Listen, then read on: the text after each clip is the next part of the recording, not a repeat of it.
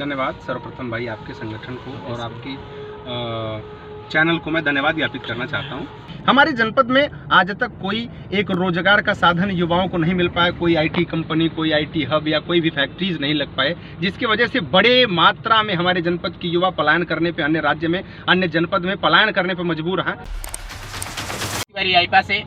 आईपा यानी all India progressive politics association, यह एक ऐसा मंच है जहां पे हम प्रगतिशील राजनीति की बात करते हैं, सामाजिक सरोकार की बात करते हैं और तमाम मूल मुद्दों पर बात करते हैं जिसकी आज ज़रूरत है। और इसके क्रम में हम समाज के आम लोगों से लेकर के खास लोगों से बात करते हैं और उनकी राय जानते हैं कि वास्तव में उनकी क्या राय है। तो इसी क्रम में आज हमारे साथ भदोही जनपद के एक युवा चेहरा जो अपने समाज सेवा के लिए, अपने कार्य के लिए, अपने बेबाकी के लिए जाने जाते हैं और इस समय भदोही जनपद से भदोही विधानसभा के प्रत्याशी के रूप में जनता दल यू के प्रत्याशी श्री डीएम सिंह घरवार हमारे साथ हैं। आइए हम उनसे बात करते हैं कि जो आज की राजनीति है उसको कैसे प्रगतिशील बनाया जाए और जो आज की राजनीति का स्तर है जो लगातार गिरता जा रहा है उसको बेहतरी के लिए क्या किया जाए। डीएम सिंह घरवार जी, आपका आईपा में स्वागत है जी। धन्यवाद सर्वप्रथम भाई, आपके संगठन को और आपकी चैनल को मैं धन्यवाद ज्ञापित करना चाहता हूँ। और रही बात प्रोग्रेसिव पॉलिटिक्स का, तो प्रोग्रेसिव पॉलिटिक्स एक यूथ ही कर सकता है। युवा अपने सकारात्मक विचारधारा से, चूँकि वो रिपेयर्ड ट्रांसफार्मर नहीं होता है, वो नया ट्रांसफार्मर होता है। वो नया ट्रांसफार्मर कुछ ज़्यादा दिन तक चलता है, वो काम करता है, अच्छा काम करता है, वो जलता जल्दी नहीं है। इसलिए इस प्रोग्रेसिव पॉलिटिक्स के लिए यूथ की बहुत आवश्यकता है और यूथ को ही प्रमोट करने की आवश्यकता समाज को है। नहीं, यदि बात की जाए तो आपका राजनीतिक करियर, आप अपना दल में भी रहे हैं, बीच में आपने ड्रॉप भी किया, फिर इस बार आपने अपना दल उसको जनता दल यू को आपने चालू किया अपने राजनीतिक करियर के रूप में। तो आखिर इसमें बीच में गैपिंग क्यों हुई और आखिर इसमें जो युवाओं की क्या कमी है क्या जनपद में, या जो आज की जनपद की राजनीति, इसके बारे में थोड़ा आप बताएं। ऐसा है कि युवाओं को सभी राजनीतिक संगठन अपना एक मोहरा बना करके राजनीतिक रोटी सेकते हैं, युवाओं से नारा लगवाते हैं, युवाओं से झंडा ढोवाते हैं, लेकिन जब युवाओं को प्रमोट करने की बारी आती है तो वो पहचानना बंद कर देते हैं। ये मुझे बहुत बुरा लगता है। मैं 2 साल 1.5 साल लगभग पार्टी छोड़ने के बाद समाज सेवा किया, बिना पार्टी के, बिना पद के। जब चुनाव लड़ने की बात आई तो सभी संगठनों, सभी पार्टियों में बातचीत मेरी चल रही थी। सभी पार्टियों की एक ही मांग थी कि व्हाट्स योर इकोनॉमी एबिलिटी, आपका आर्थिक क्षमता क्या है। तो जहां आर्थिक क्षमता प्रथम हो, योग्यता गौण हो, वहां उस संगठन को, उस पार्टी को तो गौण कर ही देना चाहिए। ऐसे लोगों को जो प्राइवेट लिमिटेड कंपनी खोल करके बैठे हैं, वो पार्टी नहीं चला रहे हैं, वो प्राइवेट लिमिटेड कंपनी चला रहे हैं, ऐसे लोगों को इग्नोर करके एक अच्छे समाज की स्थापना के लिए अच्छे राजनीतिक दल का चुनाव करना आवश्यक हो गया था। इस वजह से अपना दल का मैंने परित्याग करके जनता दल यूनाइटेड इसलिए चुना चूंकि 1.5 साल तक बिना पार्टी और पद के रहे मैं समाज सेवा में नशा मुक्त समाज की स्थापना हेतु मैं काम कर रहा था, लोगों को जागरूक कर रहा था। और बड़ी बात यह है कि बिहार सरकार में जो नीतीश कुमार जी के नेतृत्व में सरकार चल रही है, पहला उनका एजेंडा नशा मुक्ति को लेकर के ही था। और बिहार सरकार में आज शराब बंद है, लेकिन जहां योगी का शासन है वहां शराब की दुकान पहले खुलती है, राशन की दुकान बाद में खुलती है। या आप योगी के सहयोगी दल, अपना दल के भी साथ रहे हैं और फिर अब जेडीयू के भी साथ हैं, तो आखिर वह नीति आखिर उत्तर प्रदेश में क्यों नहीं लागू हो पा रही है? वजह क्या बन पा रही है? क्या इसमें राजस्व की बात है या फिर और कोई राजनीति है इसमें? सबसे बड़ी बात यह है कि उत्तर प्रदेश सरकार सबसे बड़ा राजस्व वो नशे को ही मानता है। ये उनकी गलतफहमी है।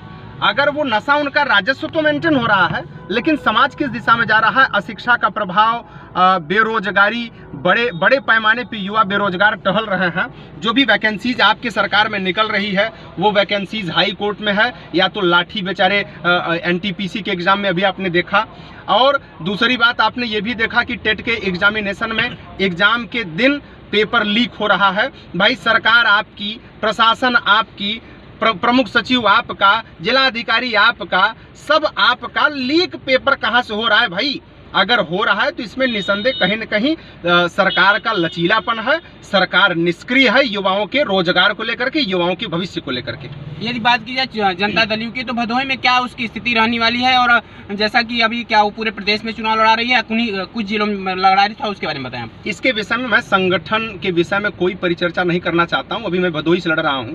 एक सीट और भी क्लियर हुआ है जहां से मल्हनी से भाई पूर्व सांसद आदरणीय धनंजय सिंह जी लड़ रहे हैं। 2 सीट ही अभी क्लियर हुआ है और जगह भी पार्टी लड़ाने का निर्णय लेगी, लड़ाएगी।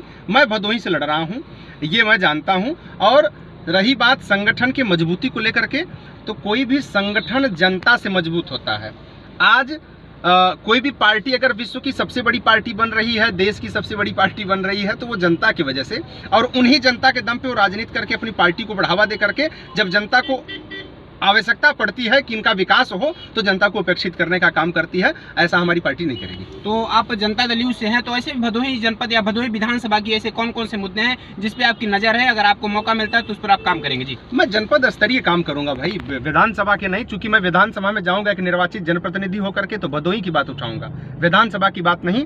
हमारे जनपद में आज तक कोई एक रोजगार का साधन युवाओं को नहीं मिल पाया, कोई IT कंपनी, कोई IT हब या कोई भी फैक्ट्रीज नहीं लग पाए, जिसकी वजह से बड़े मात्रा में हमारे जनपद की युवा पलायन करने पे, अन्य राज्य में, अन्य जनपद में पलायन करने पे मजबूर हैं। मैं देखा हूं मुंबई में जाकर के कि यहाँ की युवा 17-18 साल के युवा वो ठेला चला रहे हैं, जूता पॉलिश कर रहे हैं, 8,000 की नौकरी करके, 7,000 की नौकरी करके अपना भरण पोषण कर रहे हैं। अच्छी डिग्री धारक युवा वो बेचारे टहल रहे हैं रोजगार के लिए। तो सर्वप्रथम तो भदोही में रोजगार की आवश्यकता है। दूसरा जो हमारा सेकंड प्रायोरिटी है वो अस्पताल को लेकर के है कि छोटा सा एक्सीडेंट हो जाए, छोटा सा चोट किसी को लग जाए, तो ट्रामा सेंटर VHU और यहाँ आपके इलाहाबाद जाने के लिए मजबूर हो जाता है। उसकी इलाज नहीं हो पाती, अगर अक्षम है आर्थिक रूप से, तो वहाँ पहुँचते पहुँचते रास्ते में ही मौत हो जाती है।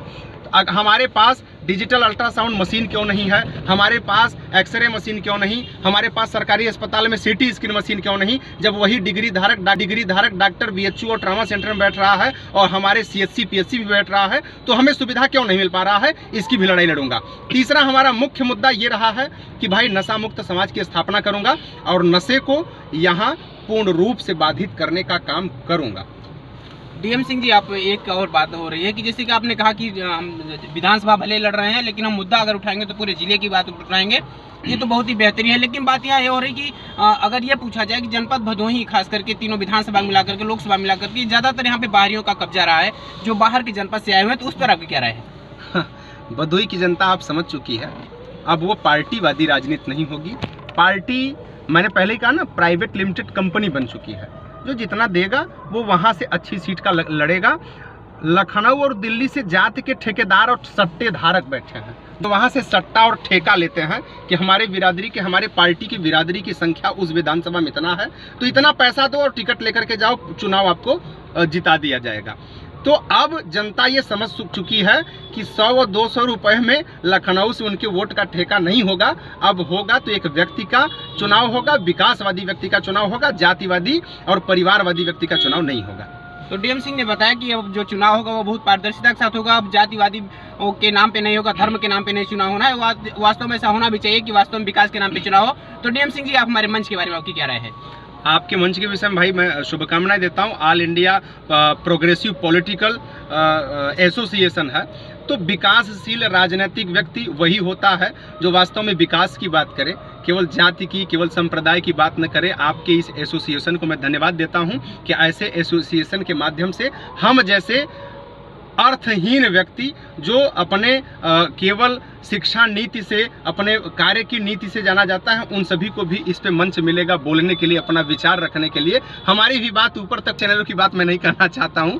आपको धन्यवाद देता हूं, आपके चैनल को धन्यवाद देता हूं। तो हमारे साथ DM सिंह गरवार थे, जो भदोही विधानसभा से जनता दल यू के प्रत्याशी हैं। उन्होंने बेबाक राय रखी। उन्होंने कहा कि वास्तव में तभी विकास होगा जब पारदर्शिता होगी राजनीति में, बिना जाति, बिना धर्म के विकास की बात होगी, तभी यह होना है। DM सिंह गरवार, आप बहुत बहुत धन्यवाद जो आपने आईपा के लिए समय निकाला।